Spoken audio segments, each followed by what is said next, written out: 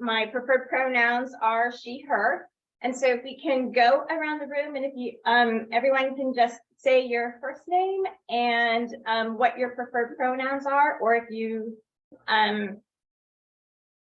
don't feel comfortable, you can just say pass, and then we'll end with Danielle, and then we'll go to the next. So I'm Kamaria. My preferred pronouns are she, her.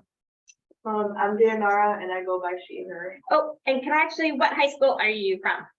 I think I forgot something. I'm from Mount High School. I'm from Hillsborough High School. My name's Josie. Preferred pronouns are she, her. I go to Bonneville. And Bella, she, her, and I'm Haley, she, her, and I go to Bonneville. My name is Jenny. I'm she, her, and I go to High School.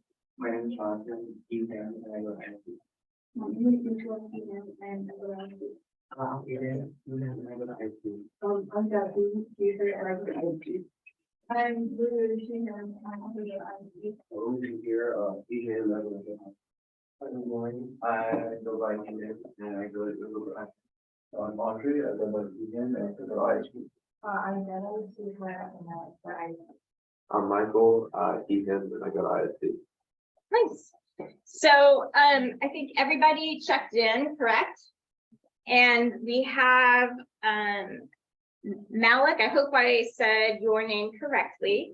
But Malik, if you want to use the QR code to make sure that you check in, that would be fabulous. And then afterwards, when everybody's done with this, you have the QR code for the evaluation for at the end.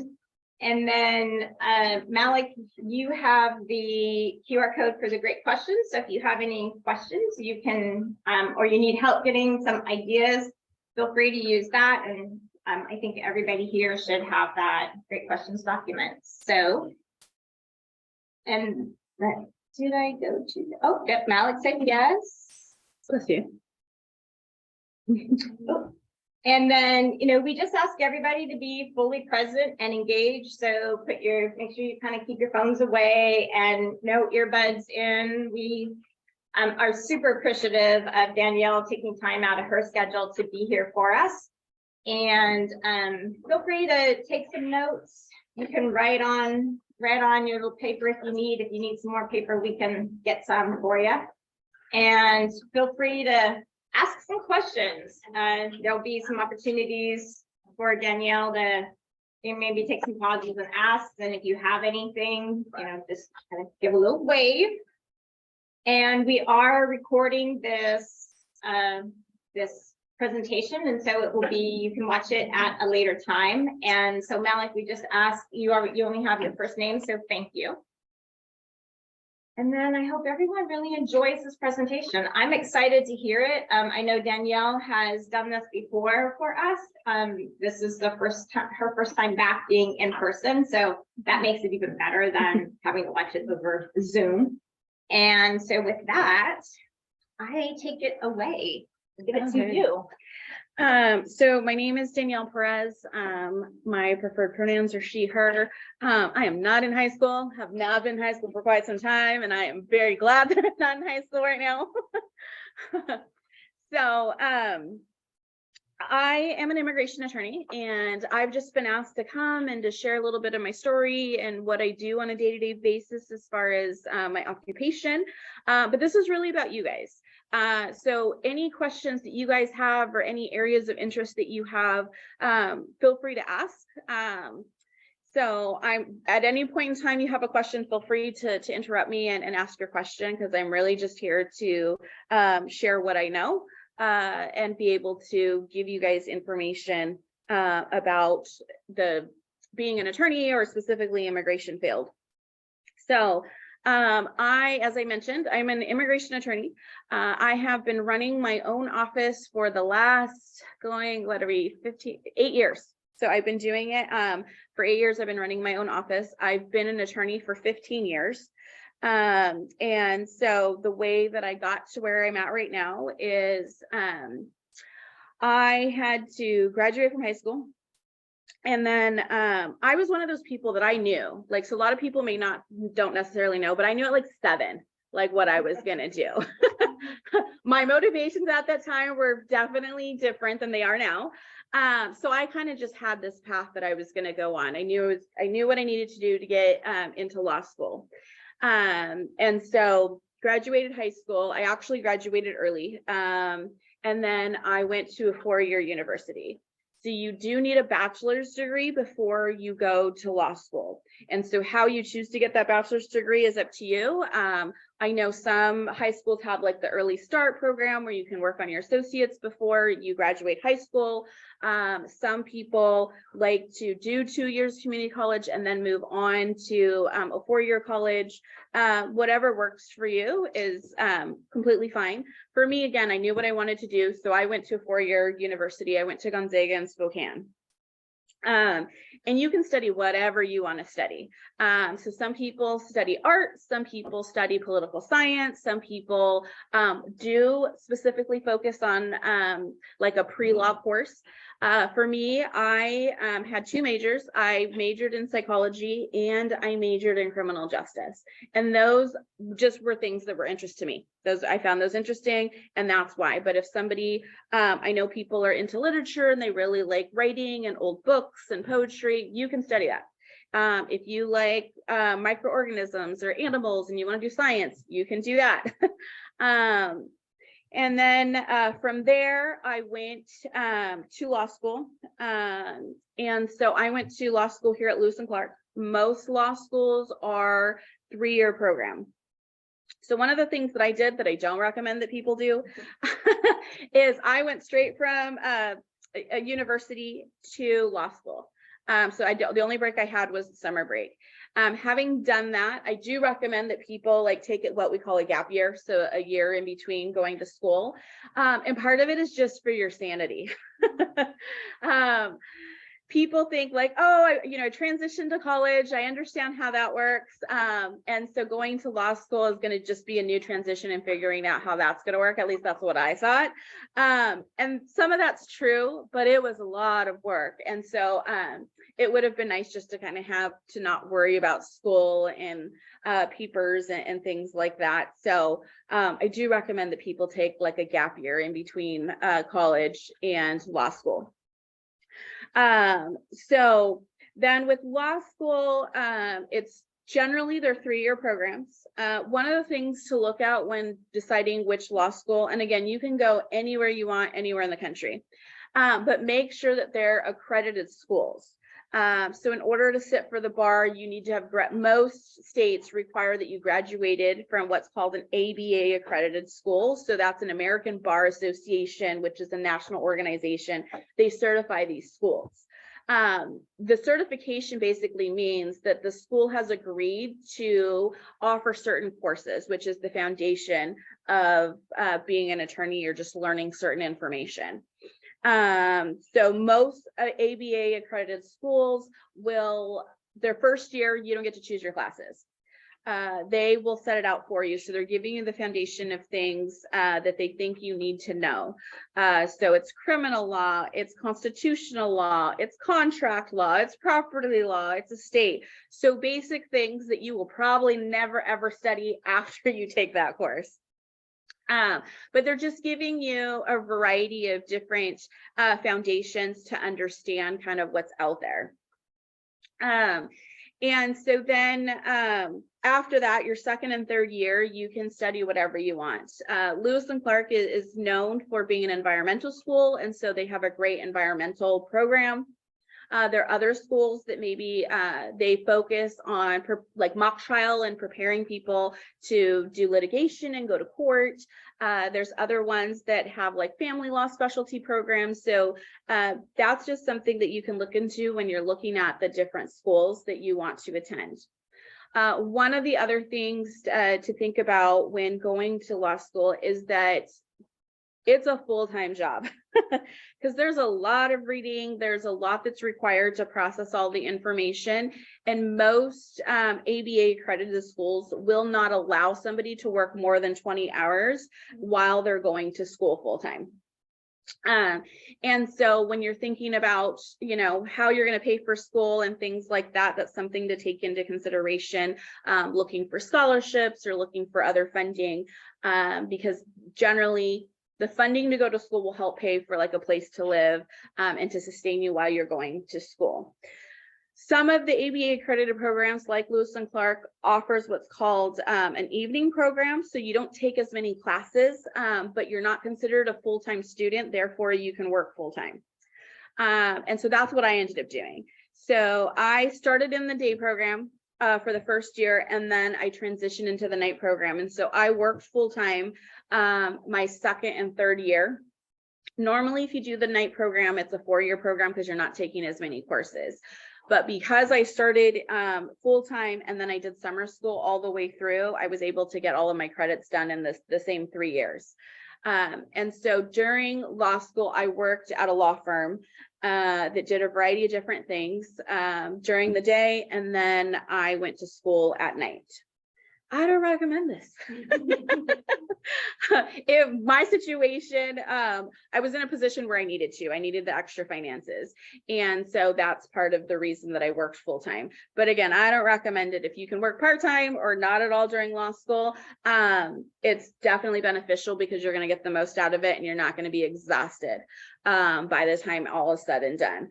So I would go to work at 8 o'clock in the morning. I would have like maybe an hour from getting off till my first class started. So generally that's when I would find time to eat. And then I was in classes until about 9 or 10 o'clock at night. And so that's not counting the time that I have to do the reading and the assignments and things like that. And so again, I recommend, because there's a lot of like each class has anywhere from like 20 to 45 pages of reading per night per class. Yeah. And it's not just like I'm reading, like if you're, reading like a history book, oh, the Spartans did this, the Romans did that. You're reading and you have to be able to regurgitate this information in the class the next day because you're going to get called on. Like, okay, so we read this case, X versus Y. What were they arguing about?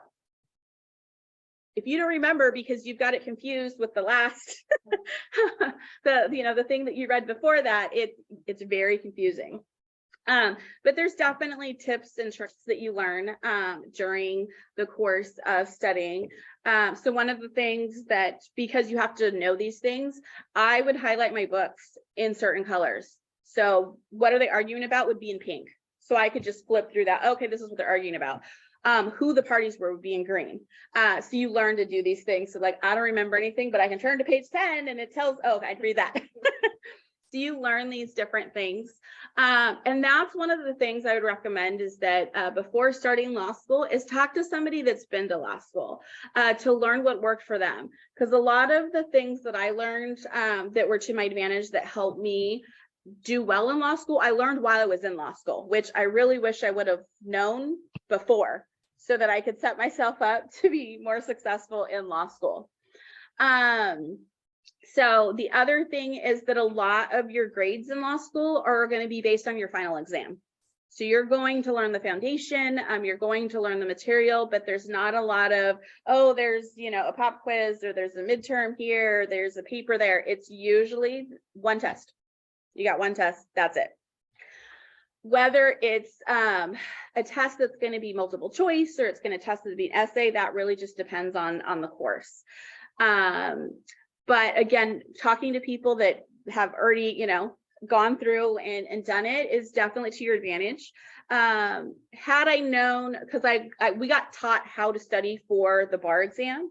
I wish they would have told me that when I started law school, because that's exactly how you study for your exams.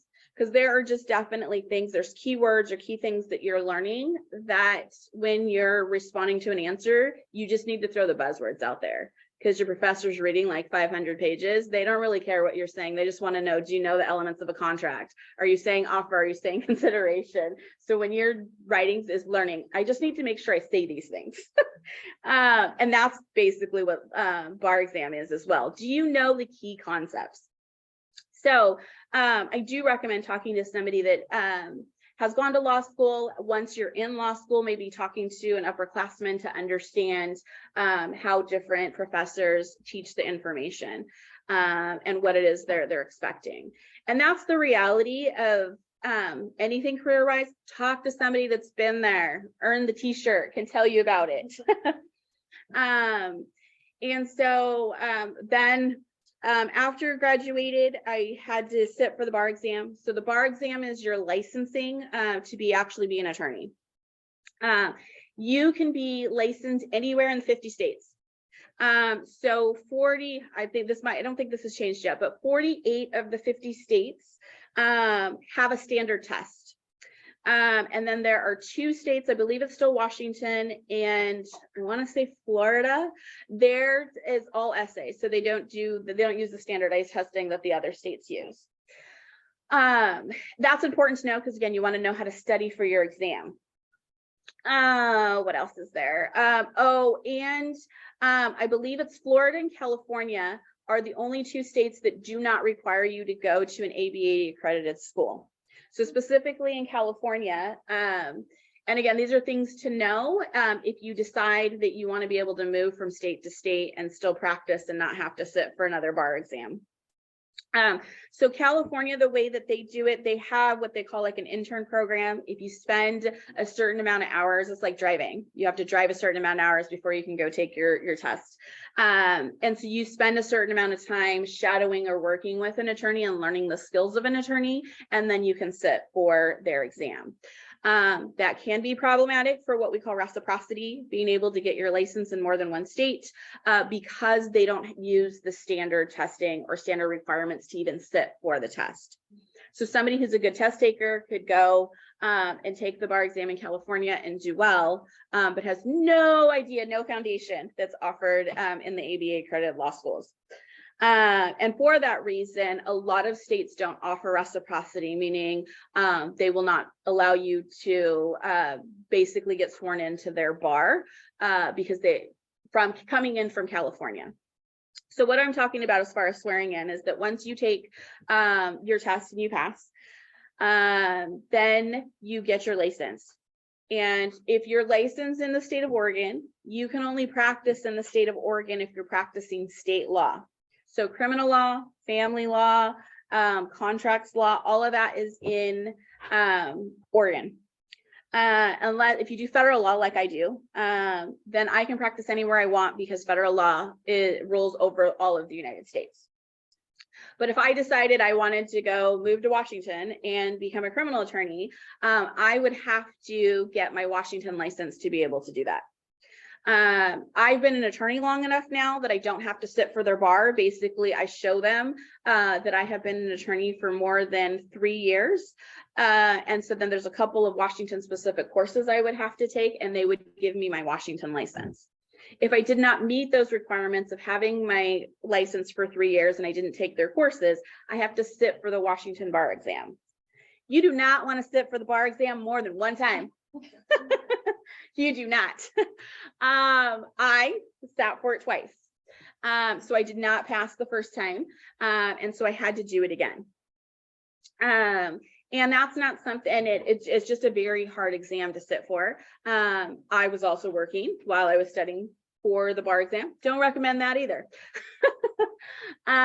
It really is a full-time job because you're learning everything that you're relearning everything that you learned the past 3 years, plus additional information. And that's why it's important to know what the bars, what they're testing you on. So Oregon specifically will test you on 6 core subjects through multiple choice questions. And then there are 9 essays and there are 18 subjects that you have to study. You don't know which 9 they're going to choose from. 6 of those 18 overlap with the 6 you're studying for the multiple choice questions. But you have to learn it all because you just don't know which ones, and you won't know until you look up the question and be like, that's contract or that's family law. And so there's definitely a lot to learn. in that situation. So you get a study group, you do flat, whatever helps you learn. And that's part of what law school is about. You learn better by verbally processing, meaning you have to say the elements of our contract are offer, consideration, acceptance. Like, do you learn by doing that, or by writing things out, by doing flashcards? Like, how do you learn? I learned by writing things out. So I had a stack of flashcards like this high for every little thing. So those are just things that you have to figure out when even in college or even now, like what helps you learn the best to be able to retain the information, to be able to spit it out. And then, but to be fair, all of these tests, whether it's the SATs, whether it's the LSAT, which is an exam, basically it's the law school version of the LSAT, of the SATs, whether it's the bar exam, they do not test at all how good of an attorney you're going to be. It's whether or not you can memorize information and give it back to them. That's the reality. But they need some barometer to make sure that they're not sending in somebody into this workforce that doesn't know anything. Because ultimately, when it comes down to being a lawyer, whether it's a contract lawyer, whether it's a family law lawyer, whether it's, you're representing somebody in like an actor or somebody in their contracts, things like that, you're dealing with people's lives. So they want to make sure that you have at least a foundation and that you're able to learn the information that you need to learn to be able to represent these people. And so what I do specifically is I work in immigration law. I did not start in immigration law. I actually started in juvenile law. So juvenile law is representing people that are under the age of 18 that are accused of committing crimes, or when the state determines that a family situation is not safe and they remove children from the homes. So that's what I did. It overlapped with various other areas of law. So it overlapped a lot with criminal law, it overlapped a lot with family law, and it overlapped with immigration law. So that's how I ended up finding an interest in immigration law. I share that because you can change. It's not like, oh, I decided I was dead set I was going to be an estate, like I was going to help people with trust. You can decide you don't like that, and you can transfer over. You'll have to learn the ins and outs of the new area that you want to focus on. But you can transfer at any point in time and still keep your, or based on your Oregon license. So you don't need a new license if you change the area, but you stay in the geographical state that you're licensed in. So, and then let's see. And so I went from a big law office. So it was an office of 15 attorneys, about 15 attorneys, 5 support staff. And then I went to a small office of 2 support staff and 2 attorneys. So it was very different. And those are things that you just have to decide, like, what works for you. Do you like working with a big group of people? Do you like working with a smaller individual, smaller groups? That is something that you have to decide, like, what you want to do. And so that's, again, I definitely recommend that people talk to people that do it. Like, it's more than just, do you like your job? It's more than that question. Like, does it give you the opportunity to live the kind of life that you want to live? So if you work for a big corporate firm and you're required to have like billables, you might be working 12-hour days. You may not get many vacations. So you might not have time to travel or to spend time with family, or, do kickball or whatever it is you like for fun. Is that something that you want? That the kind of life that you want to live? But that's, a corporate job is most likely going to give you the finances so you can have, nice cars and a condo and things like that, but you're not necessarily going to have the time you want to enjoy all of that stuff. Versus if you work for a smaller firm, you're going to have more choices in the sense that, you get 4 weeks vacation. We close the office at 5 o'clock and you get the rest of the time for yourself. but you're probably not going to earn the same kind of wage in a smaller 2 or 3 person attorney office versus in a larger office. So that's something that is a personal question, like what kind of a life do you want to live? What are the things that are important to you? And is this kind of office, this area of law, is that going to be conducive to your life? Because it's a bigger question. You can earn all the money you want and be absolutely miserable. And that's not really living life either. Or you can be like, I really enjoy working on a nonprofit, but I can't pay my bills. So that's, that's the other part of it. So I definitely recommend, like, are you interested in environmental law? Are you interested in entertainment law? We obviously have the Trailblazers. Do you want to work for that team as their attorney, their representative? What would that look like? Talk to somebody that is doing it to understand, like, do you travel with the team?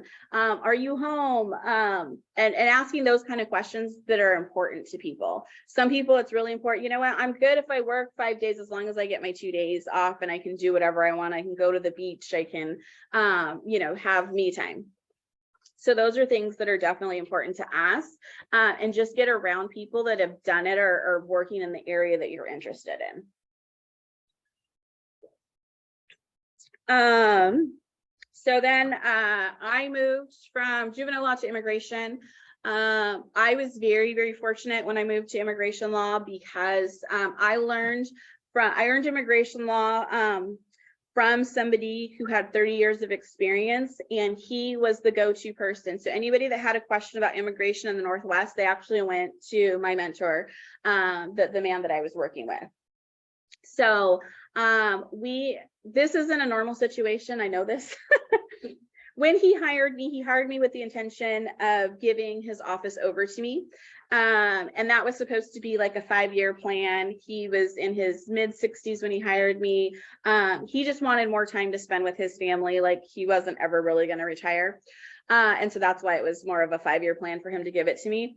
But after 3 years of working with him, he got sick with cancer and died very, very suddenly. And then again, this isn't normal when you're like taking over a law firm, or that you're buying into a practice. He pulled me into his office on a Monday, told me he was sick with cancer. I got the call the following Sunday telling me he had passed away. Wow. Yeah. So again, that's so not normal. That's not normal. Normally, there's more time to prepare, and you're working alongside that person. You're what we call buying into a practice, meaning you're paying for a portion of ownership of the practice so that you get to benefit from the profits of the practice. So you have your paycheck, and then you get all the profits from that you can divvy out between the different partners. Again, my story is not normal. I know that's just kind of what ended up happening for me. And so unfortunately, so I had done all the stuff as far as talking to people and understanding that I enjoyed immigration and I wanted to work for a small firm. What I hadn't done is I didn't talk to anybody about business management, because I never intended to be to run a business. I wanted to be an attorney. I didn't run a business. And so that was thrust upon me when he suddenly passed away. And so there was a lot of learning that I had to do. There were great resources out there for all attorneys. So there's the PLF, which is the Professional Liability Foundation. And then there was also the Oregon State Bar that they really helped us transition everything over and figure out. There was so much I didn't know. And at that point, I had been an attorney for 6 years and I knew nothing about business management because I didn't want to run a business. I could tell you how to be a juvenile attorney. I could tell you how to be an immigration attorney. I knew nothing about business management. And so that's something to think about when you're going, do you want to work for yourself? Do you want to work with other people? So when I worked for the firm of like 15 attorneys, all I had to worry about was my cases. I didn't have to worry about making sure staff got paid, making sure the rent got paid. I didn't, our clients paying us the money. I didn't have to worry about any of that. I showed up, I represented my clients, and then I went home. When you work for a small firm or you run your own firm, you have to worry about all of that. Do you have staff? Are you working by yourself? If you have staff, you have to pay your staff on time. And so those are things that you have to consider. Like, is that something that you want to do? Because then there's the attorney, like the responsibilities of being an attorney and however many hours of your day that takes. And then there's all the business stuff. So I would say I probably do now about 25% business stuff and 75% attorney stuff.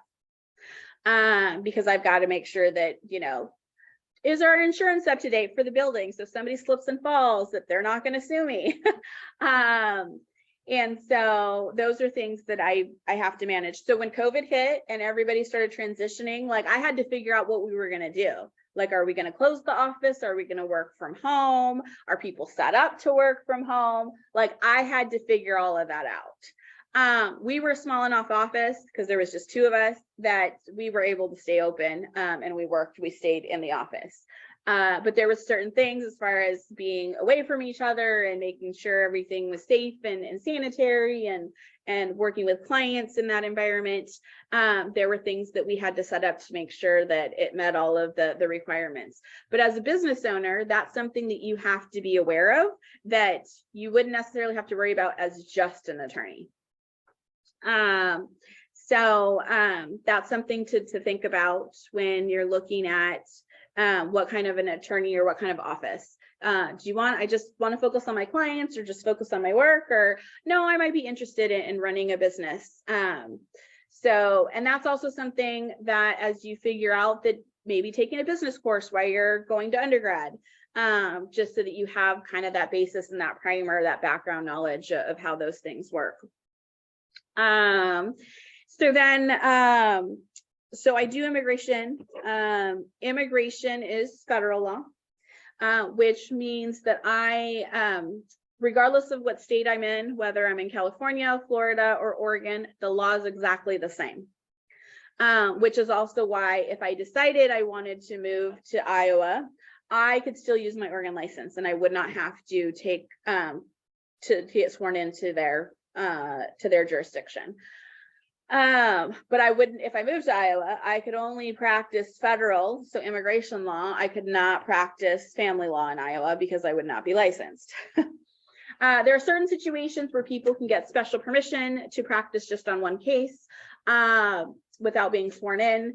So that's what you see a lot of times in like certain like celebrity litigation, is that like they all live in California, but maybe they're doing something in Florida, but their attorneys are from New York. Well, it's because they got special permission to practice there just on that one case. So some of the things that you need to know in general, 2 things: attention to detail and communication are 2 huge things that you need for being an attorney, any kind of an attorney. Attention to detail. Timelines are important because you can lose a whole case because you file something a day late. So it's very important to keep track of when things are due.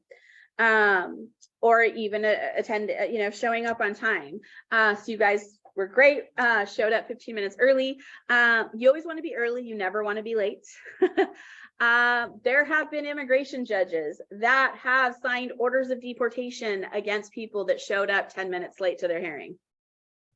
So yeah, there's these timelines, whether it's showing up on time, filing something on time, are very important. So as an attorney, you're going to want to make sure that you pay attention to details. The other thing is communication. So as an attorney, the reality is any job you do, whether you're working at McDonald's, you're CEO of Nike, you have to communicate. You have to communicate in writing and you have to communicate in person. And so with those things, as much as I hated speech classes, I hated writing classes because it was more work, I recommend take those classes. Take those classes. learn how to effectively communicate in writing, learn how to effectively communicate verbally, because you're going to have to do that no matter where you go. I don't care if you decide you want to be a stay-at-home parent, you have to communicate with your children. If you want to be an artist and have a gallery, you have to communicate your pieces to people. And so whatever area you decide to go into, you're going to have to communicate.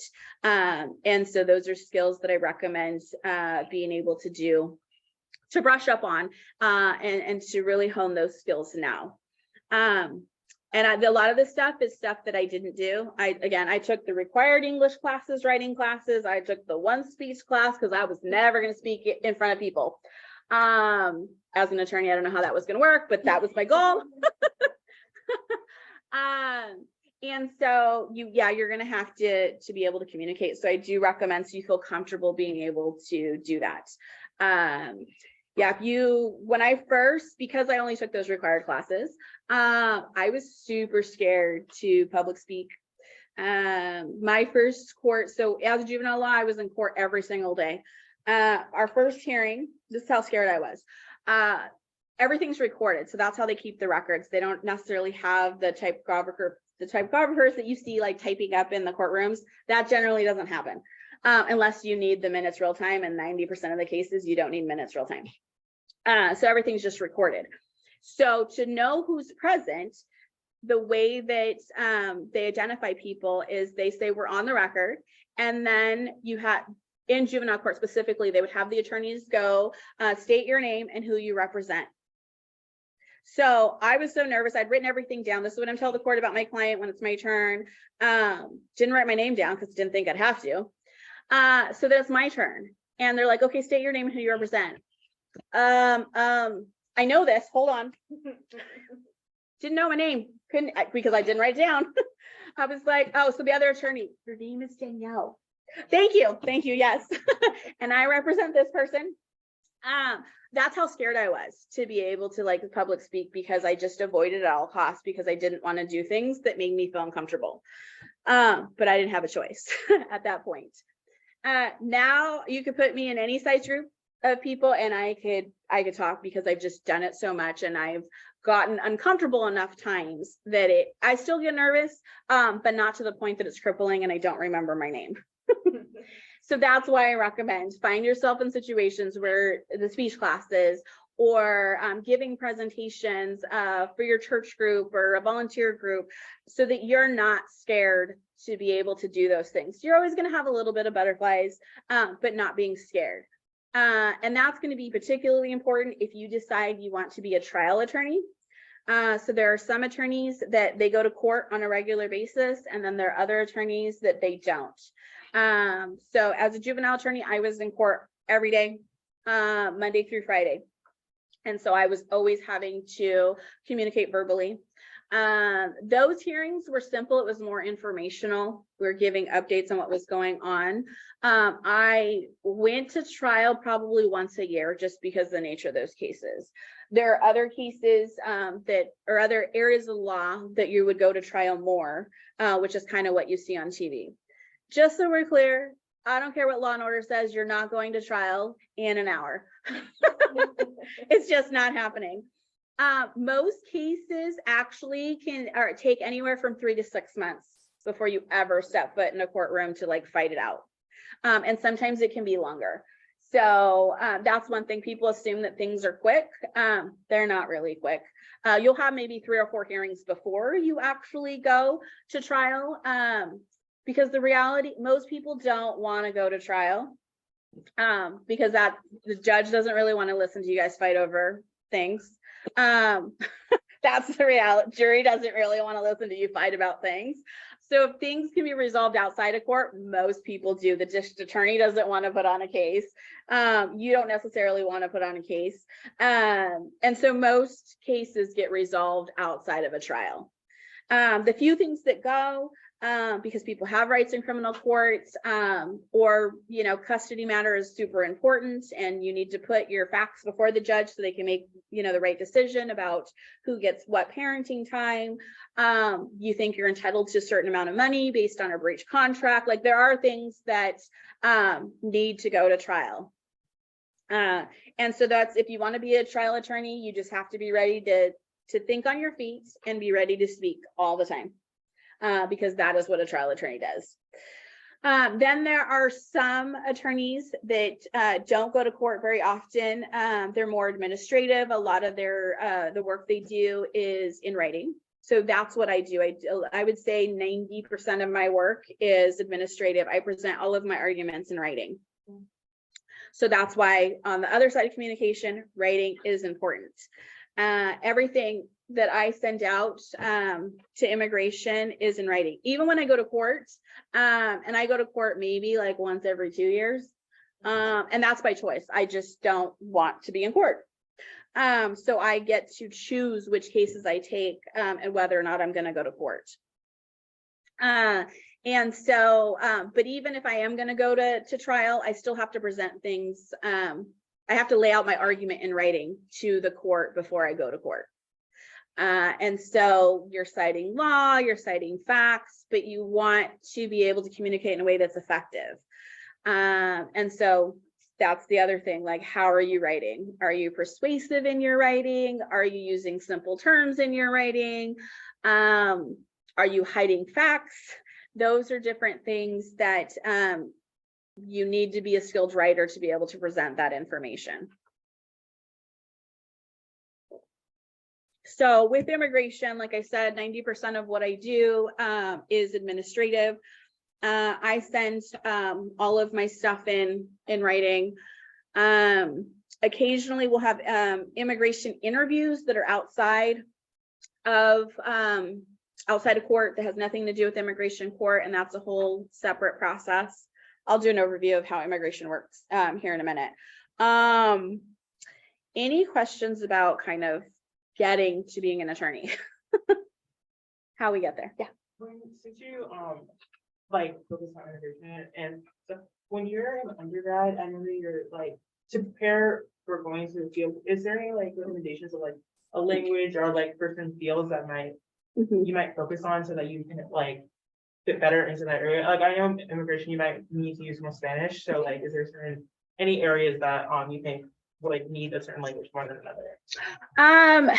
So when you're going to look at what kind of clientele are you serving as far as the different areas? So in immigration, because you're working with different community people, specifically people not from the United States, there's a good chance they're not going to necessarily have working English. So they might have some basic English, but they may not have like working English to get into some of the legal terms. And so that is going to be a situation where you're going to want to, if you think you're going to have a high clientele base of a different language, learn that language. For what I do specifically, I would say probably like 60% of my clients are Spanish speaking, not necessarily Spanish only speaking, but they speak Spanish on some level. That means that they're bilingual. That means that, you know, they could be Spanish speaking only. So I do use Spanish a lot in my field. But there's I know that there's specifically in immigration, I know there's other attorneys that they have a high Russian population. So they speak Russian, or Asian. So they speak, you know, so it's what community do you want to work with? If you can learn another language, I generally say to do it. It's going to be a marketable skill, and you never know when you're going to use it. Here Spanish is the predominant language. That's the reality, whether you do criminal law, whether you do family law, immigration. Like, if you're going to learn another language and practice here in Oregon, you're more likely to use Spanish than any other language. If you do come across clients that speak a different language and you don't have that skill, there are a lot of resources as far as language lines or interpreters that you could utilize to be able to communicate. Oh, I get, you know, Mandarin speaking client maybe once every 5 years. You can, you know, get the resources, access to the resources you need to be able to communicate with that client. And a lot of times when it tends to be a rarer language, the client generally has a family member or friend that is bilingual that will act as your interpreter so you can communicate with them. In the court setting, they'll always have a professional interpreter for that specific language. So, but yeah, I do, immigration wise, I would say Spanish is going to be your best bet to learn a skill. And so that's, if you don't have any working knowledge of Spanish, then I would recommend taking courses, whether in high school or undergrad, or just auditing classes so that you're familiar with that language. And as I said, it's a written and verbal. So a lot of people can speak Spanish because they've been around communities or their family, but is it professional Spanish? Or like day-to-day, how you doing, hanging out, family member Spanish? And then can they translate their verbal skills into a written letter? In my experience, most people cannot do that. I could not do that. So I grew up speaking both languages, mostly because I was a nosy kid and the adults would speak Spanish when they didn't want the kids to know what they were talking about. So I learned real quick. But even knowing that kind of Spanish, like day to day, it didn't translate over to be able to have a professional. These are your rights. The judge is going to tell you this. You need to know this. This is how the process works. I didn't learn that until I started practicing. So yeah, and that's the other thing you're going to learn, regardless of what language is in. Legal language is its own vocabulary. And it's not, when we're talking two languages, it means 9 out of 10 times when you're talking to somebody outside the legal field, the English word means nothing, let alone trying to translate it. So if I just started talking and say like, okay, so the Portland office has jurisdiction over cases of people, you get, how many of you know what jurisdiction means? And that's an English word. And basically it just means that they're in charge of the people in the state of Oregon, as far as immigration cases go. And so then I could translate that into Spanish, but it doesn't mean anything to somebody in English. It's not going to mean anything in Spanish. So then you have to figure out, how do you explain that? And so there are a lot of legal terms like that I have to go on and explain, regardless of the language, because they're, you know, they just don't know what it means. So you want me to write an affidavit? What does that mean? Oh, it's a formal statement. And so there's a lot of things that you will, as an attorney, you will speak a different language because that's just the nature of the field. But I think in anywhere, if you're a CPA, you're going to talk like tax codes and things that is a completely different language as well. You're more likely to have to translate into the third language in immigration or as an attorney than maybe a CPA. So you need to know your stuff so that you can explain it in simple terms. And that's the thing, is whatever you do, learn it so well that you can explain it to a 5th grader, because then you know. And that's how I know when I'm learning something new, is like, could I explain this to a small child? If I can't, then I don't know it well enough. And I might know it in my head, but again, I have to explain this to a client so that they understand what's going on. And so I can explain all the high level stuff, but if they're walking out confused, I didn't do my job. So yes, your original question, I do recommend learning a second language, and in immigration specifically, your best bet is going to be Spanish. Yep. So as an attorney, your job is to represent the client. And so that it's a partnership. Like, you have the legal information and the framework of how a case is going to work. But ultimately the client makes all the decisions. They're going to defer to you. Well, what would you do? What would you recommend? And that's why you have to know your stuff. Is, well, this is path 1. This is what I recommend, or this is what you can do. This is path 2. This is path 3. But it's always the client's decision, which option that they choose. And even though, like, I try to explain, and you should be able to explain what it is you're doing, most of my clients, they're like, the reason I'm paying you is because I don't want to know. I trust you. You do what you do. But people will have confidence in you until they don't.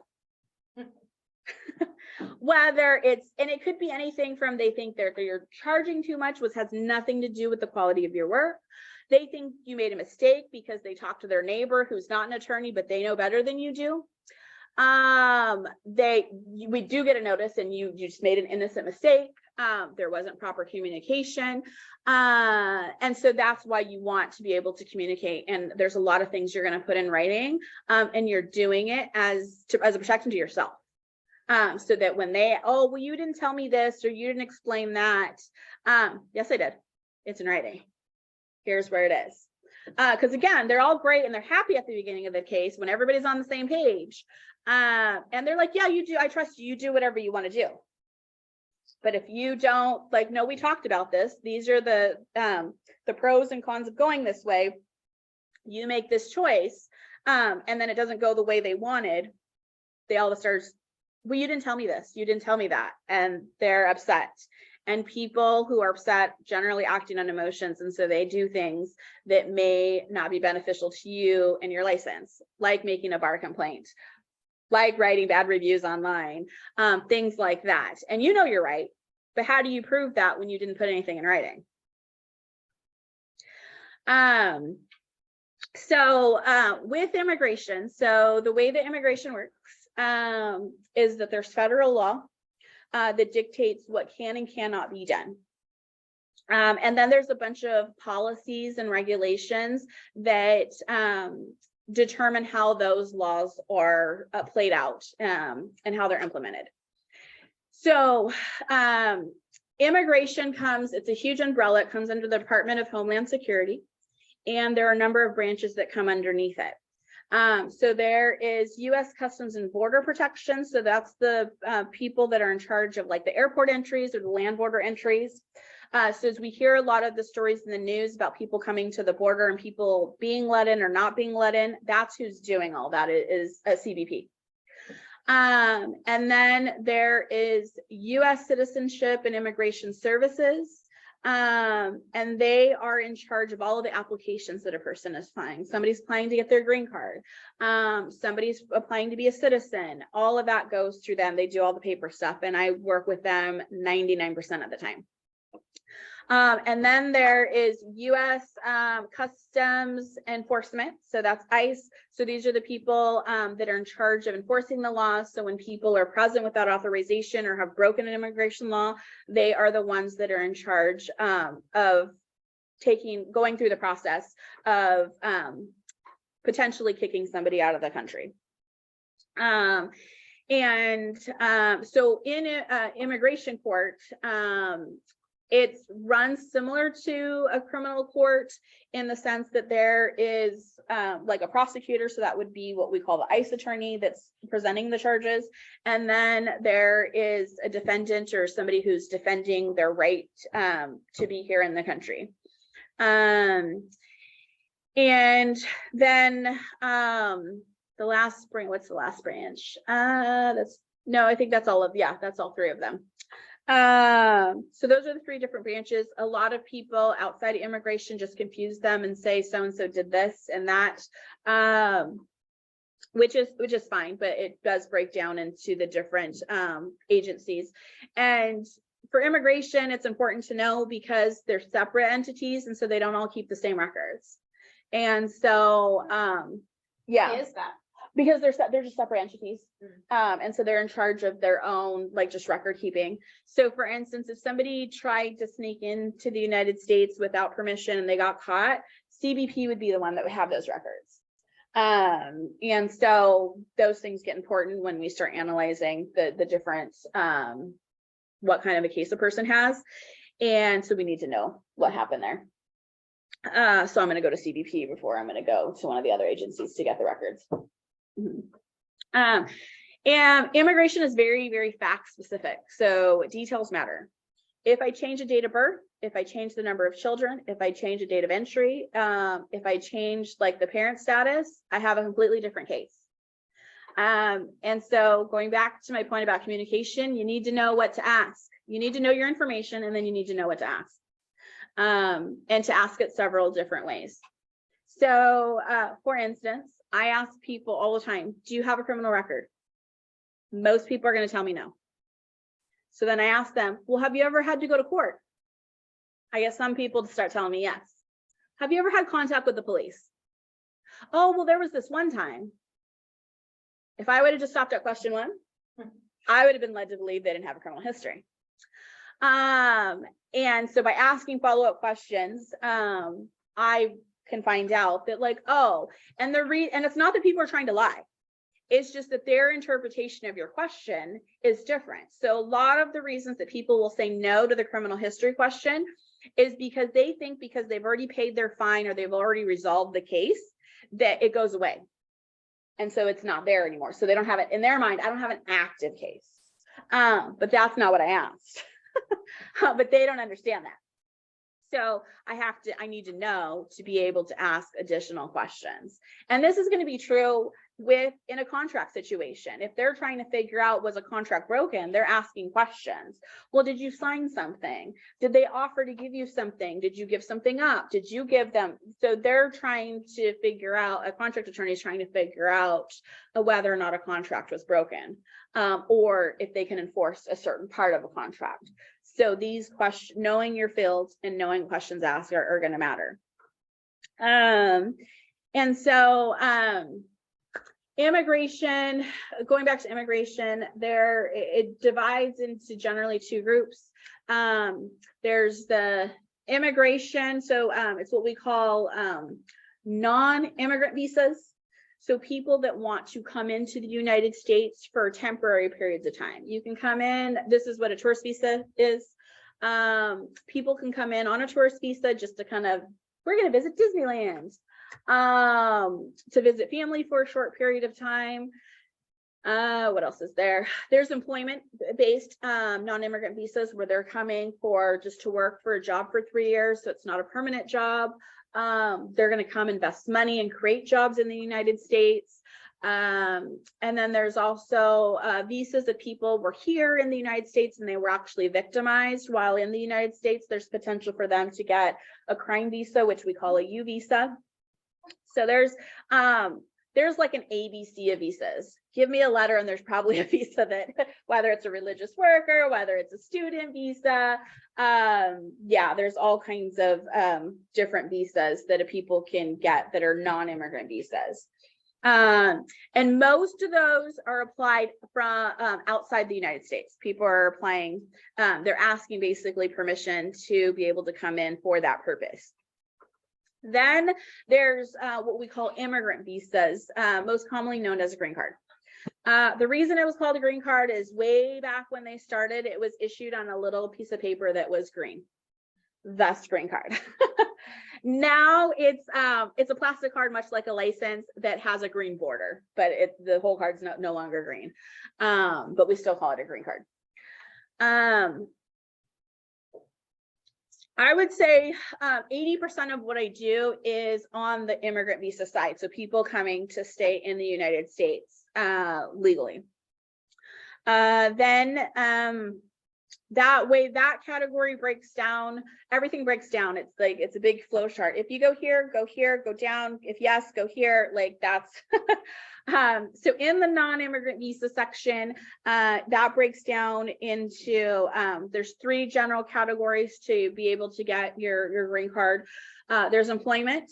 That tends to be the hardest way to get your green card.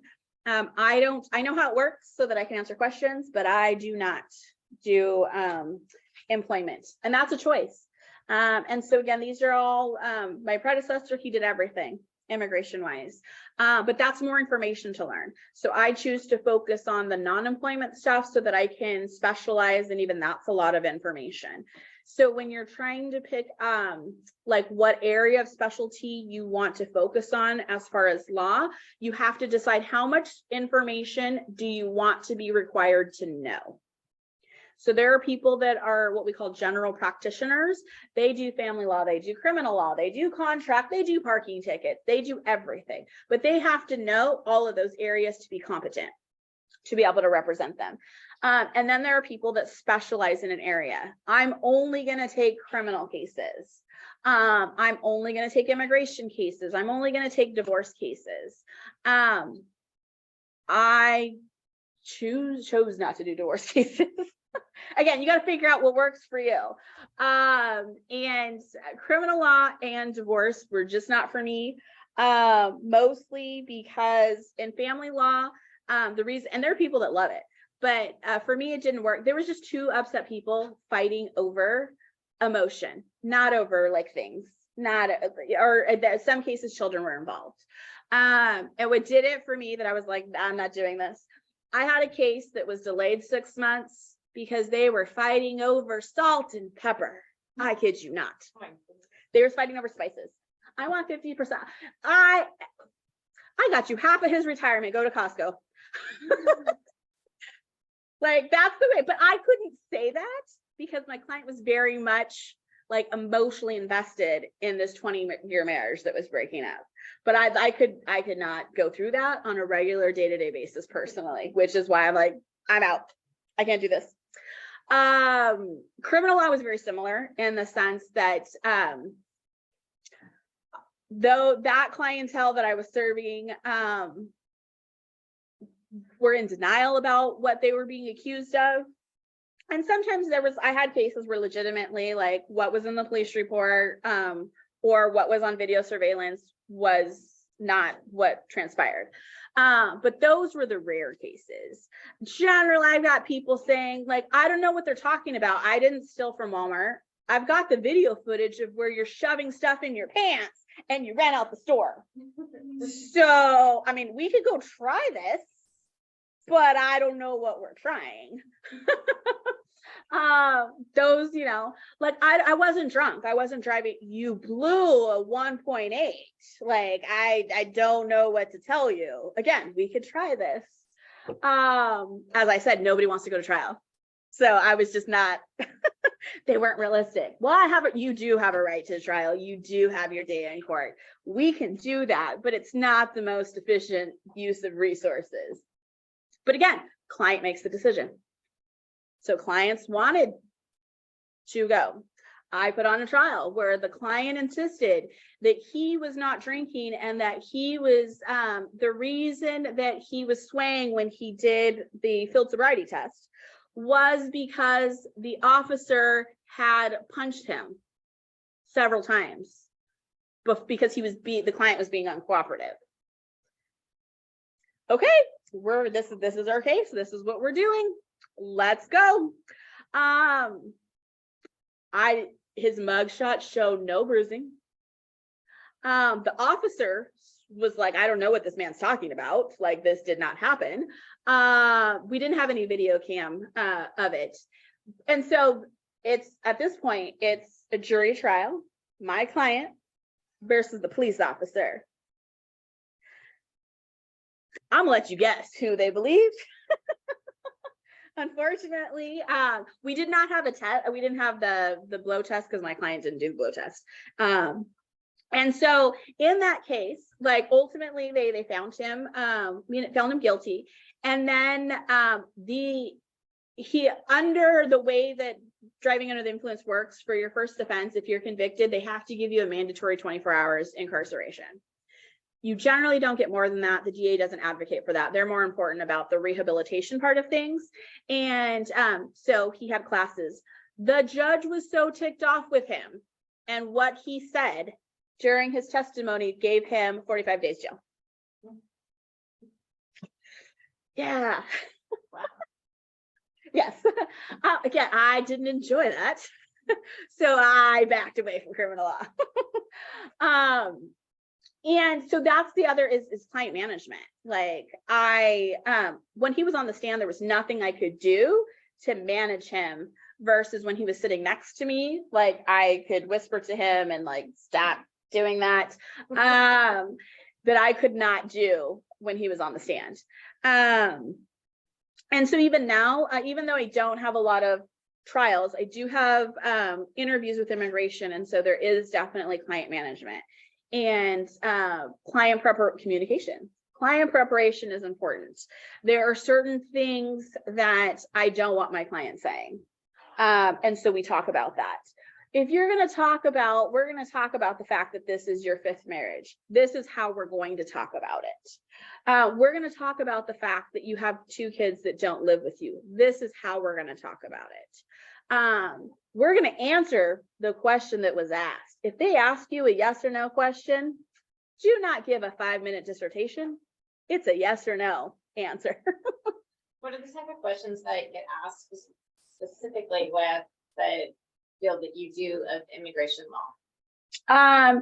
So a yes or no question would be generally has to do with criminal history and how they like date of entry. Most of the time that if we're having a question. So with immigration, when we're at an immigration interview, what they're doing is they're confirming somebody's eligible for the benefit. And so there's a whole application that we filled out that they're just like, oh, you said no on the application, or you said yes, let's talk about that. And so a question generally, have you ever been arrested, cited, detained by any law enforcement, including immigration? The answer is no. But my client was like, no, but there was this one time I was driving and I saw lights behind me. And so I pulled over, but the police didn't actually come and talk to me. And so they went, there was an accident somewhere. And then I kept going. And then I turned the corner and then I got pulled over. I don't know why I got pulled over. And then, but the officer talked to me and he let me go. And so the question was, do you have a criminal history? The answer was no. Just so we're clear. I get this all the time. And so that's something. So then they're like, wait, what? You got pulled over twice, or what happened? Did you get a ticket? Did you have to go to jail? So now that 5 minutes of going on and on and on has now opened up more questions that would never have been asked because they didn't answer, just like, no. And the other question is that, like I see on your form, your last entry was November 5th of 2000. Was that your last entry? Yes. But sometimes they'll go, well, that was the last time I came in, but there was the time before I was here, but I had to go home because my mom was sick. And then that's why I came back into. Don't open up any doors. The answer is yes, that is my last entry into the United States. And those all matter. So when they're asking questions specifically on the form, it's because it relates back to an eligibility point for the benefit that they're asking for. So in the 3 categories, there's the employment, there's the humanitarian, which is where DACA comes under. That does not lead to a permanent benefit. That's the only one I believe in that category that doesn't lead to a permanent benefit. And then there's the family law. And so these forms and what we're presenting is we're trying to say that they're eligible. So if in a family situation, the first step is to prove that they have a recognized family relationship to start the process. So it's a parent-child relationship. So we submit a birth certificate. It's a brother-sister relationship, again, submitting birth certificate. It's a marriage certificate or a marriage relationship. So we're submitting marriage certificate. If there was previous marriages, we have to show those ended. So divorce decrees. And so that's the first step is showing that relationship exists. And then the second one, generally we're asking for residency, showing. So again, how many entries has a person had? Do they have a criminal history? Have they ever lied to get an immigration benefit? Have they ever told somebody they were a citizen of the United States? And then there's crazy off the wall questions that nobody is ever going to say yes to, even if it's true. Have you ever blown anything up? Have you ever given money to a terrorist organization? My favorite is, are you a spy? Do you not know what a spy is? So they ask all of these questions. And again, I've never had anybody say yes to any of these questions, but they're based on the law, which is why they ask them. And so a lot of those are just precursory that they don't really go through. So most of the questions that get asked during an interview have to do with regard to the family relationship, specifically if they're married. How long have you been married? How many children do you have? Do you live together? And then confirming the relationship. Like, you say you're married, so what's your wife's date of birth? You say you're married, what's your husband's mother's name? Like those kinds of things.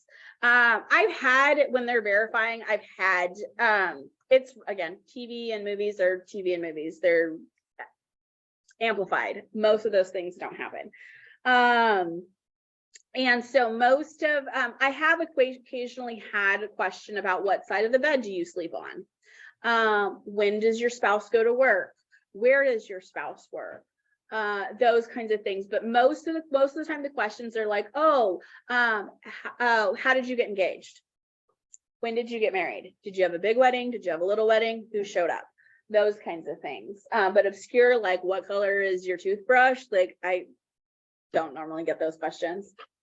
So, But but it's not to prove the legitimacy Mhm. of the Yeah. marriage, that it's, Yeah. you didn't get married for immigration for benefits. immigration benefits. Yeah, so that's the only category that they question, because the other ones is like, if you're saying that your mom is your mom, like your mom is your mom, like your birth certificate says she's your mom. There's not really a question. Versus a marriage, again, the people can get married for the convenience of an immigration benefit, so they want to make sure. It's actually a federal offense to marry somebody specifically to help them get their green card. And they have it on the form. Like, if found guilty of marriage fraud, this could lead up to a fine of $250,000 or 5 years in prison. So they actually have that in the form to dissuade people from doing that. But that's why they're asking those questions, because they got to mark it in the file saying that they asked those questions.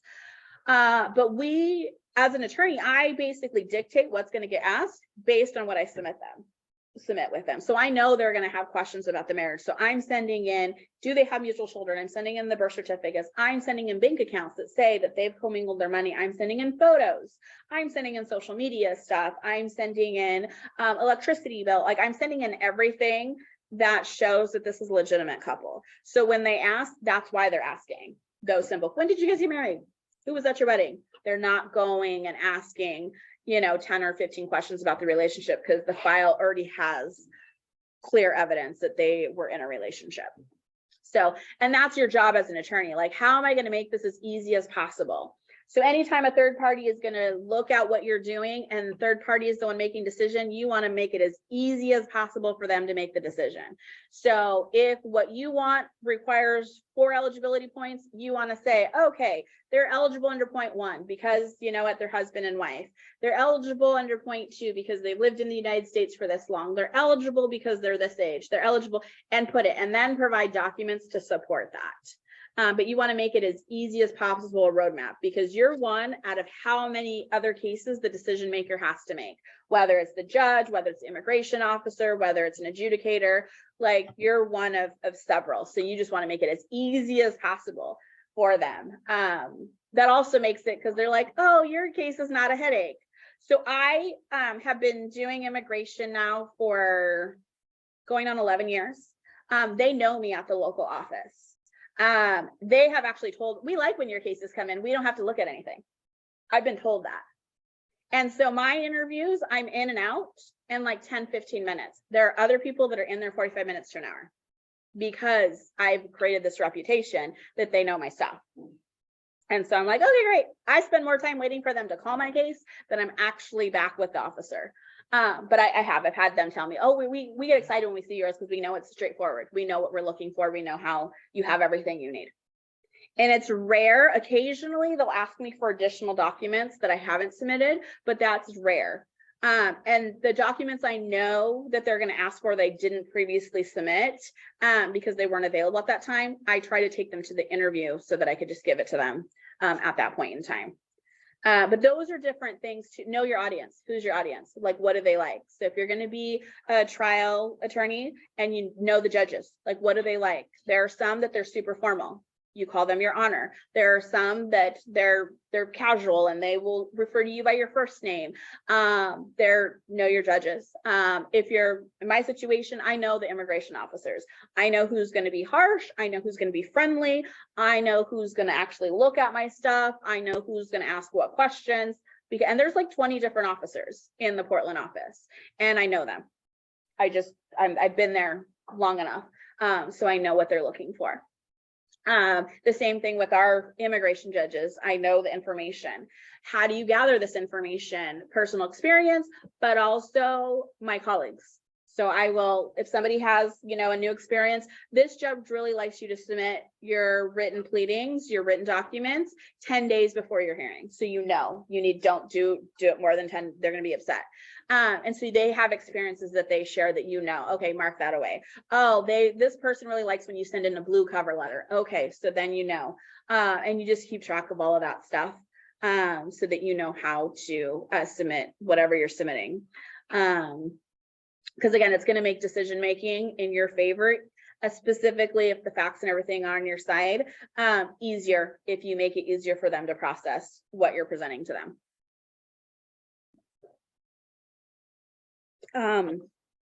Any questions?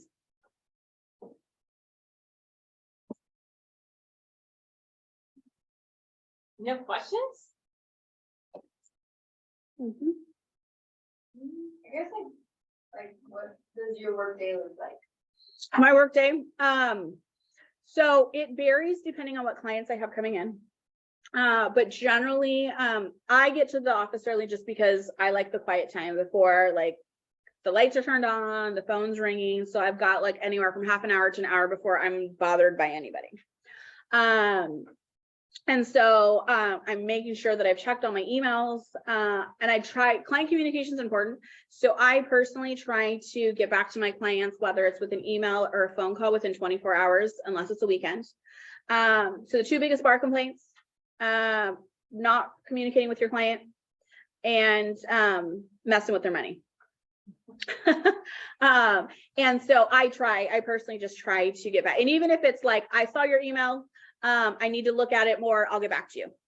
I try to communicate with them, and I do that in the morning. And then I'm working on whatever it is I need to work on. So yesterday, I had 2 U visa cases I need to finish. So I had a whole cover letter I had to write to immigration and lay out those facts. Okay, these are the eligibilities. This is why they qualify. Here's the document that supports that. And just basically writing it out, saying, okay, here's the police report. The police report says X, Y, and Z. It occurred here in Oregon. Look at the client statement, look at the police report. That's how I know it happened in Oregon. And so I was just writing basically that. And that letter ended up being 8 pages. Yeah, so 8 pages. But in the, I have templates that I've used. So there's some letters I create from scratch. There's some things that I've just done so many times that I'm just changing names and changing things. So I didn't rewrite that 8-page letter. I had it and I was just changing some things, but there are some that I have to. And then I had a client letter. So I had requested a copy of the person's immigration file, and I reviewed the file and then explained to them what I found in writing. And so that ended up being a 2.5-page bilingual letter. And that I did have to write from scratch because it was new facts. Like, okay, I found this. This is what it means. This is, you know, what we can do in your case. This is the problems that I see. And then I had a client come in. So a client that just came in had questions. So we met and we talked about our questions. And then I had another client come in, which was a new consultation. So I was basically like introducing myself, asking all the questions to understand their case, and then explaining to them, this is what we can do. Here's how the process works. And then the way we do things in our office is, because immigration is different than other areas of law, in that in other areas of law, the client just has to have the need or desire to move forward with that area. So if somebody's upset about a contract, I want you to fight this contract. I want to get divorced. I want to fight the criminal charges. You just have to have that want, need, desire. In immigration, a client can want to get their immigration papers in order, but the law doesn't necessarily allow me to do that. And so that's why I have to look at all their facts. And so I don't want to waste people's money. And so we have what I call a screening process. So my receptionist basically has a little questionnaire, and she goes through and asks all of the questions, and then she reviews that with me. And if I can help them based on that information, she'll set up a consultation. If I can't, then I do this, just something personal I do once a month. I have Saturday consultations where I explain to them why I can't help them, so that they know why, and they're not going to go get ripped off by somebody else. What would be some reasons why you wouldn't be able to help them? So entries. Entries are the biggest issue why we can't help people and what we call equities. So entries. If a person, so again, going back to immigration violations to be eligible for residency, if the law states that a person who has been present in the United States for more than a year without permission, if that person leaves the United States, regardless of why they're leaving, sick parent, they're attending, immigration interview, they went on vacation, they don't care the reason. There is a penalty, and that penalty is the person can't come back for 10 years. And so when they wrote this law, they really wanted to discourage people coming and going without authorization, and which is why they created this penalty. And there is a waiver that a person can apply so they don't have to wait the full 10 years outside the country. And we'll get into that in a minute. But if the person leaves, and then they come, so most often what I find is somebody came in like the early 2000s, their mom or dad got sick in Mexico specifically. So they leave in 2003 to go visit their parent because they didn't know if they were going to live or die. And then they generally don't know about this rule, this law.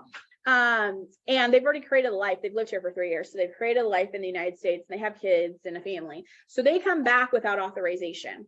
Well, that second entry into the United States is a second violation. And so there's nothing I can do to clean up that case in a family situation without that person leaving and spending the full 10 years outside the United States. In my experience, most people are not in a position to leave and live outside the United States for 10 years. So that would be something that I wouldn't be able to help somebody in that situation. And then equities. So specifically for the one exit, if that person, generally what we see is people came in the United States one time, they've never left, but based on their case, they have to leave the United States to attend their interview to be able to get their green card. There are two categories. There are people that can do it in the United States, and then there are people that have to leave to finish the process. Most people have to leave to finish the process. Well, the only way to get this waiver to not spend 10 years, if this is your first exit, is you have to show hardship to a parent or spouse who's a resident or citizen. And so a lot of people, their children start the case because a child can start the case, but they can't help them with this waiver. And if they can't get this waiver, then they can't come back, and therefore they don't have a case. So that would be something that would prevent us from being able to take that case. Because like I said, in my experience, most people, I could probably count on both hands the number of clients that actually left and stayed out for 10 years to complete the process. So that would be something that I wouldn't be able to help somebody with. The other most common category is convictions, criminal history. So if somebody has multiple theft convictions, has a drug conviction, those are the two big ones, or has a certain kind of felony convictions, that will prevent me from being able to help them.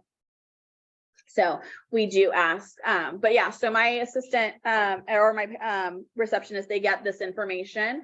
It doesn't ask all of the questions, but it asks the big questions, and then I look at those facts and be like, oh yes, I can help them. Go ahead and schedule them an appointment. No, I can't schedule them for a Saturday, so that I can talk to them about it. And so that's how I ended my day, is I was going over those new cases.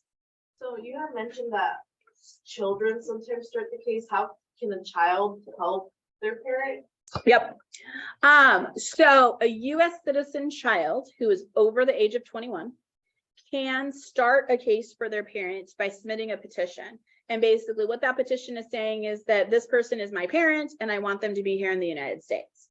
And so the only thing that needs to be shown in that is that the person is a U.S. citizen, and we could submit a passport, a birth certificate, a naturalization certificate, and that the person they're claiming is really mom or dad, and usually it's their birth certificate. So that's all we have to do for that process to start. And so, as I mentioned, there's two processes under the family category. It's to be everything done in the United States. In order to do everything in the United States, the person had to enter with some kind of a visa the last time they entered the United States. or a family member had to have filed a petition on his or her behalf prior to April 30th of 2001. And so certain people, certain children that are in the military, there is a benefit that they can request to get their parent. And so it puts them in the status as though their last entry was with permission, even if it wasn't. So there are certain things for military family members. And so for that situation, if the person has never left generally, then we do what's called a one-step. So we do the application to show the family relationship, and then we do the application for residency. We just do one big packet and we send it in, and it gets adjudicated here at the Portland office. And so with the residency, there's a bunch of information. Again, the whole, have you blown anything up, your addresses and stuff. They're asking of the immigrant that we prepare, and we just send it to the immigration office. And because that person never leaves, if they only have the one entry, because the person never leaves, they never trigger that violation, because that violation only goes into place when the person exits the United States. And so if they never leave, the violation never triggers, they don't need that waiver. So we don't have to worry about it. That's why adjustment cases, so cases in the United States, are very beneficial. But yes, that's a child has to be over 21, has to be a citizen to start the process. And then the second way, which I would say 90% of my cases are this way, is we have to do that in 3 steps. Because they have to leave, the applicant has to leave the United States and go to an interview at the consulate in their home country in order to be able to come back. So we do step 1 is prove the parent-child relationship. The case, once approved, goes to the National Visa Center that collects documents that the consulate's going to need. That's all they do, is just collect documents. And then they send that packet of documents down to the consulate for the interview. And then once there, they schedule the interview and the person goes down to their interview. And because they have to exit for their interview, it triggers this violation, assuming that they have the violation.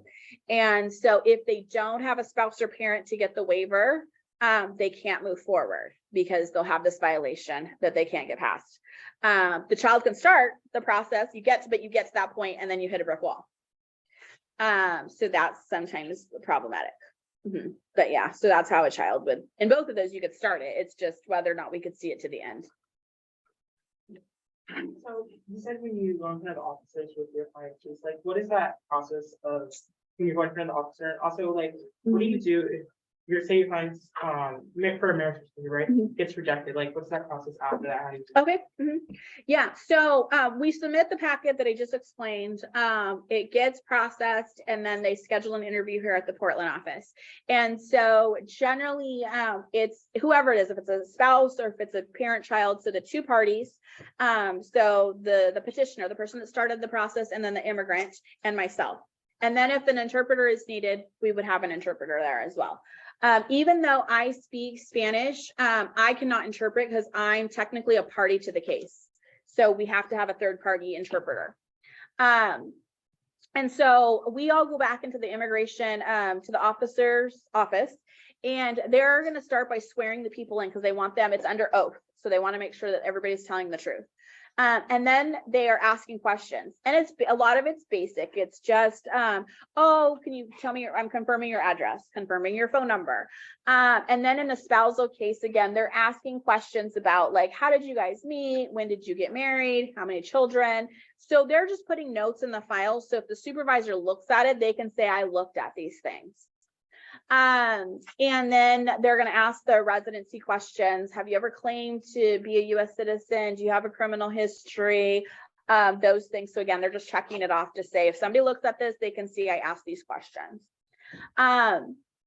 One of the things that they're doing in the background is everybody participates in a background check by running fingerprints. And so they will update it. And so they're running that while we're talking. They've got it to get an update. So since we did it last time till the time of the interview, and sometimes that's anywhere from 3 months to a year and a half. They're just updating to make sure that person didn't get in trouble. Because we could have said, no criminal history, but in that waiting time, maybe they did get pulled over and they got a ticket for something that could affect the case. I generally know about that in advance and I come prepared to explain it. But so that's what they're looking at. If everything is good, the officer will approve it. Oh, congratulations. I'm just going to put the information. We're going to approve your case. You should get your green card in the mail in the next month. That's what happens. If they're going to deny it, generally they will send what's called a notice of intent to deny. So it's not an actual denial. So they're just saying, we have questions. We don't believe you. You need to address these issues, and they'll tell us specifically what their issue is. So for instance, let's say the couple doesn't live together. Part of it is that a person has a job here, and then the other person is going to school in, say, Massachusetts. Well, why don't you guys live together? This is weird. Like, how often do you see each other? So they don't think it's real because they're not living together. That is not a requirement, but that's a whole nother story. But, and so then they tell us, like, we have questions about the validity of your marriage. Please provide more proof. And so, the way the government works, they always give us like 30 to 60 days, and then they have whenever the spirit moves them to respond to us. But that's one of those, and that's anywhere. And so then they have issues. They want us specifically to send in taxes. They want us to send in photos. So we will submit what they're asking for. And then I also make these arguments, like, you are concerned that they don't live together based on this rule, based on this case, they don't have to live together. We only have to show X, Y, and Z, and we believe these documents, this information proves X, Y, Z. So that's, again, that's all written. Advocating for the client and providing information. And sometimes you have to be creative, because the client's not going to have what they're asking for. And that's generally why they're asking questions, is because, oh, we've been married for 10 years, but we just don't like to take pictures, so we don't have any pictures. Oh, we don't have a joint bank account because it's just easier for him to have his bank account and for me to have my bank account. Like, why aren't you on the lease together? Oh, well, because see, I rented an apartment for my daughter who didn't have any credits, so my name's on her lease, and they wouldn't let me be on this lease. And most of these people are not trying to lie. They're not trying to cheat the system, but they're not convenient facts for what you're trying to prove. So you have to figure it out. Okay, great. What do you have together? Do you guys, do you have a dog? Oh, you have a dog, you have a vet bill. Okay, so the vet has both of you listed as the parent of this dog. Great, let's use that. If you had an accident at work, who do they call? Okay, let's get the emergency contact. You have to be creative with those things. Or if the scenario I gave is if the person's enrolled in school, get the school records to say, this person's in the middle of their master's program. That's why they're in Massachusetts. This person works for Intel. That's why they're in Hillsborough. Like, it's, oh, they have visited each other. Look, here's the plane ticket. They both went to Vegas and met in Vegas. Or look, this person went over there for New Year's. They were in Massachusetts. Like, here's the plane ticket. And just providing what you can as far as evidence for what they're asking for. If at the end of the day, you don't have great evidence, you don't have great facts, and they do deny you, you have to look, why are they denying you? They could deny you if you miss a deadline. They could deny you just purely for missing the deadline. Are they denying you based on an eligibility point? Like, we had 3 points, you didn't prove the last point. Are they denying you on discretion?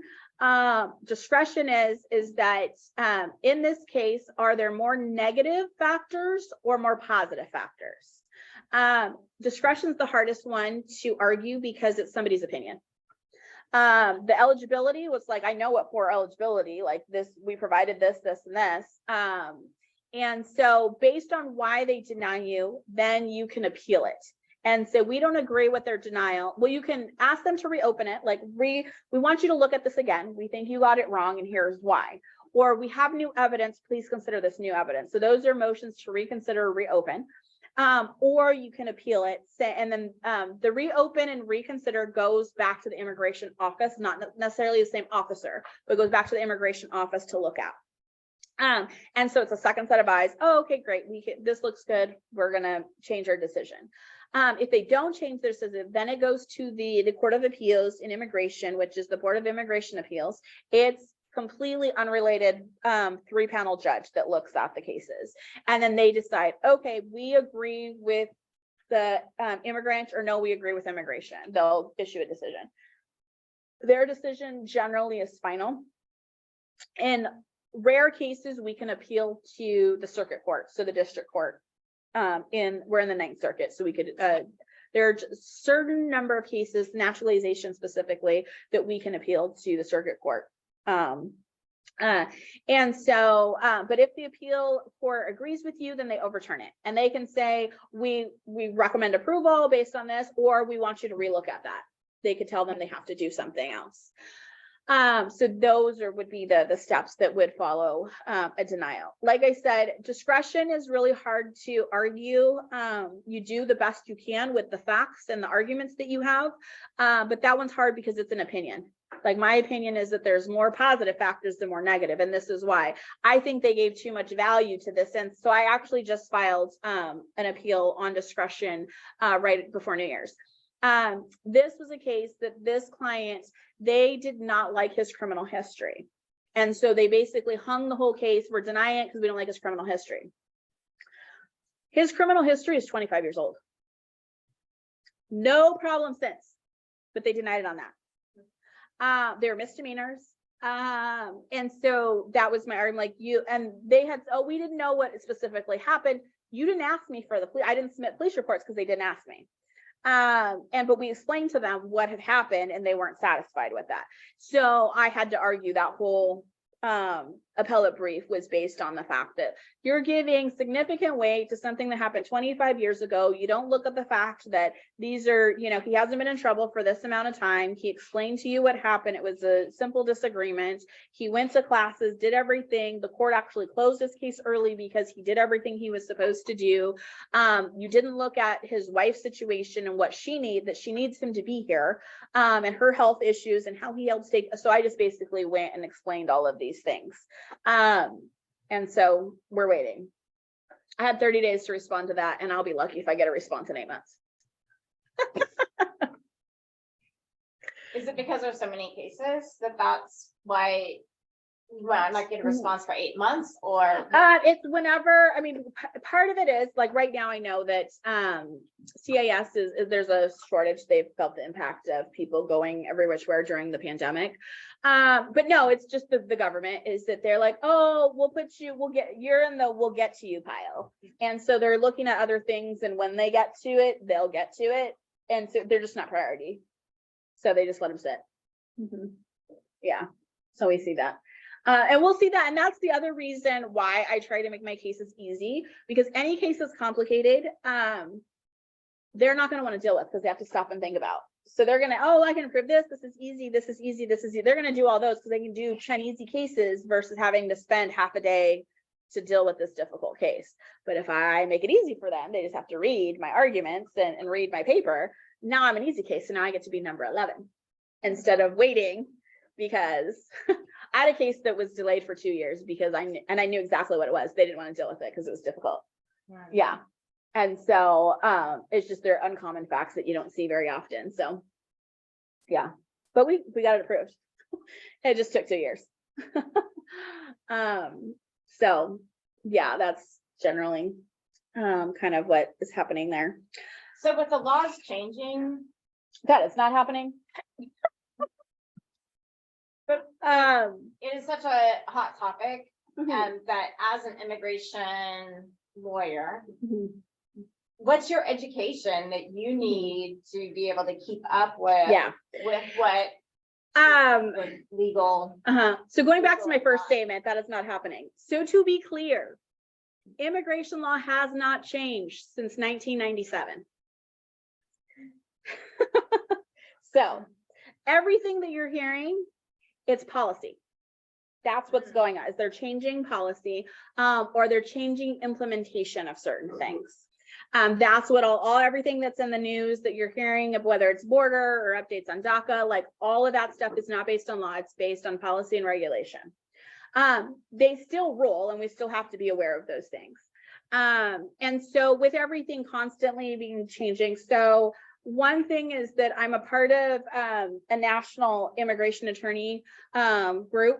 It's American Immigration Lawyer Association. So they have a body of people that's their job, is they're just keeping track of everything that's new. All the policy. Yep. And so I get an email like once to 3 times a day that says like, here's updates.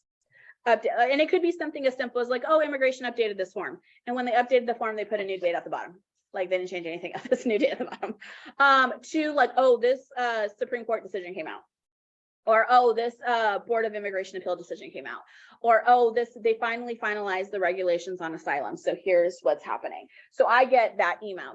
I'm also on a listserv of local attorneys here.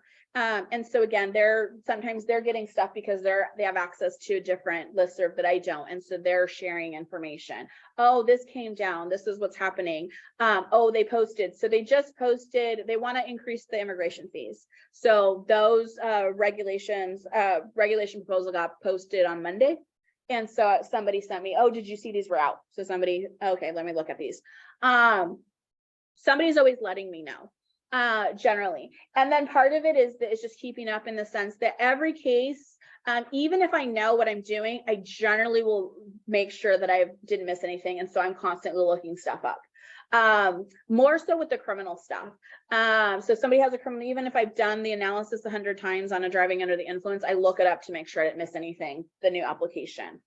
The other way I keep up to date with the information is through continued legal education. So as an attorney, regardless of what kind of area I practice in, I am required to participate in 45 hours of continued legal education every 3 years. And that's true across the board. It can be generally in anything I want to. So if I was just interested in learning how to create a will and a trust, I could do a will and a trust class. Most of my stuff obviously is immigration related. I do have to do a class on elder and child abuse reporting. I do have to do 5 classes on ethics, and I have to do 1 class on like wellness, like making sure that I'm taking care of myself. But otherwise, the rest of the credits, I can do anything that I want. And so here in the Northwest, we have a conference every year that just giving updates on all of the areas. If you're interested in employment, if you're interested in travel visas, if you're interested in family, if you're interested in deportation, it's usually a 2-day conference that we go and I just listen. Sometimes I teach, but I just get information, and that's how we get updated a lot of times. And then there's a national conference that is over 4 days, and they pick a different location every time that is the same thing. So just 4 days of classes and networking and things like that. But that's generally how I get my information. Yeah. And generally, if there's something big and newsworthy, normally Ayla, somebody from there has already gotten it and they'll send it out. Yeah. But no, the immigration law has not changed in quite some time. A lot of it is just its policy, is how they're applying things. So the old administration was not immigrant friendly. And so there was a lot of negative policy, making people stay out, using the pandemic to delay further processings or to bar certain benefits, to cancel certain benefits. And then we had a change in administration. So we're slowly moving forward that this administration is still working on undoing some of those old policies. And so that's a lot of what we're getting. So with in the news, like hearing the stories of the busing from Texas and from Florida to the other states, like what those lawyers working with those immigrants who were bused, like what's the issue around with that? Is that so there's gonna, I mean, everybody, all of those immigration cases, law. what they're gonna have to do is look at every single individual and determine like what's your status. Most of those people didn't have a status to be here, so they're looking to see if they can find a way for those people to be able to stay here. I would suspect, based on what happened, is that they're gonna most likely going to claim either probably U visas. So saying that because of this transportation that wasn't authorized, they're going to probably call it kidnapping, so they can get it into one of the categories under the U visa is probably what I would suspect what they'll do. At least that's what I would do. So yeah, you're just looking, how can I fit these people into a category to get them a benefit? So I will look at everything, and a good attorney will look at everything. So a person can be like, oh, I want to become a citizen. Well, I'm looking at everything. I want to make sure that, are you actually eligible for citizenship? Was there something wrong in your past that could affect a citizenship or undo your current status? Like, do you want to help somebody in the future? Is that why you want to be a citizen? Like, I'm looking at everything. Somebody might come, I want to renew my DACA. Okay, great. Again, is there some way we can get you a permanent benefit? Is there some way, we can get you a travel document? Like, so I'm looking at everything so I can explain things to them, but also so that I can find longer term benefits. And so I would imagine that they're looking at each individual to see what's available, because some of these people, oh, you know what? We're going to give you a parole document, therefore you can immigrate based on the child that you have in New York. And allow them to process through New York. Some of them, it's like, you have nothing, so they're all gonna end up getting parole, meaning they're gonna get permission to be here while they sort out what's going on. But I would suspect a handful of them are gonna end up with U visas based on the fact that they were moved the way that they were moved, and they'll probably call it some kind of like kidnapping just to get it in the categories for the U visa.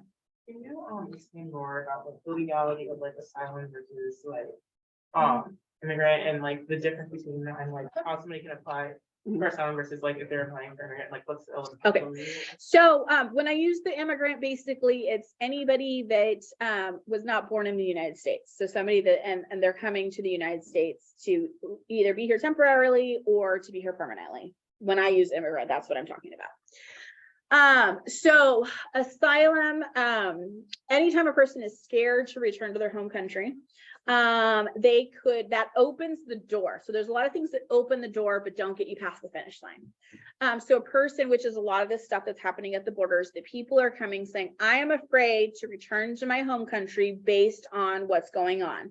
And it could be generalized. So stuff in Nicaragua is very well known as like a countrywide problem. Stuff in Venezuela is countrywide problem.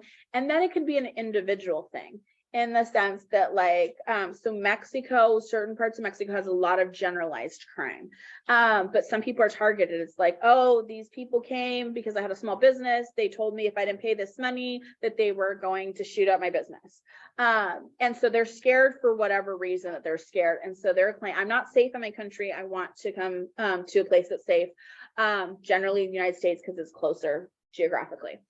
And so, but aside that, just being scared opens the door. But then to get asylum, you have to show that if you returned, you would be persecuted by a certain group based on a political opinion, your political opinion, national origin, religion, or membership in a particular social group. So a lot of people that have dealt with generalized crime, we can't put it in one of those categories. And so they don't necessarily have a claim. And then we also have to show that the government of that country was unable or unwilling to protect them. And so there's other requirements that need to be met that a lot of times they can't meet. It's just they're generalized crime. But again, with the countries that have kind of a known problem in their country, it's not really hard to get those we're able to meet them. So a lot of it, that's why we have a policy right now to allow Venezuelans come in, because of what's happening with their government and what's happening there, that we're allowing them. All the stuff that happened in Ukraine, we had a special program to allow them to come to the United States because of what was happening in the country. And so some of those people can convert, getting in under these special programs and then file for asylum. And some of them will look for other benefits because they don't fit their criteria of asylum. Refugees are people that have an asylum claim, they're just not outside the United States. Asylum is for people that are claiming from within the United States, and at the border counts as in the United States. And then you had another question. What was the second part of your question? I think you answered it. Okay, the immigrant. Yeah. And so the different benefits, so it depends on what they qualify for, what they're gonna get in the different categories. So again, people that are scared, they'll do asylum. People that maybe have high-level jobs, they're gonna do based on employment. They're gonna, the employer's gonna sponsor them to be able to come. There's certain agricultural work that you can get sponsored for. I know certain medical professions, because there's a shortage, they can get sponsoring. Family relationships, you can get sponsoring. People that want to come and be like pastors at certain churches, you can get sponsoring based on the church. So the family that we've talked about, being victims of certain kind of crimes here in the United States is certain kind of, so there's always, that's why we ask all these questions. That's why we're looking at all of these things. And it's important to ask your questions, to have follow-ups, to make sure, you know, like, oh, you don't qualify here, but you qualify there. And so that's what I'm looking at. And that's what and part of it's just, you go through this. I've done this every day for like 10 years, that I'm like, oh yeah, it's this. Oh wait, no. And I'll be processing it. Like, well, no, there's this, and then there's that. Oh wait, never mind. I just talked myself out of the answer because this happened. But that's why I double check everything too, because it's a constantly, you're just trying to make sure that it fits and that you're not missing anything. But that's why it's also important to create that confidence in the client, because I have this happen often, and I'll meet with them, they'll tell me one set of things, and then I'll have my paralegal work on it, and she's gathering more, and then they'll tell her something else. And sometimes it's not a big deal, and sometimes like, well, that totally changes, like I said, entry. They'll tell me they came in once, and then they'll tell her they came in twice. And like, well, that changes everything. Or, oh, they didn't tell me that, you know, they had any petitions, and they tell her, oh yeah, like my grandma filed, you know, for my mom when I was 2, like, so that could help them. So always, it's important to like continue to ask those questions and create that relationship so that they feel comfortable telling you stuff. Because specifically with the victim stuff, I would say I have 25% victim cases.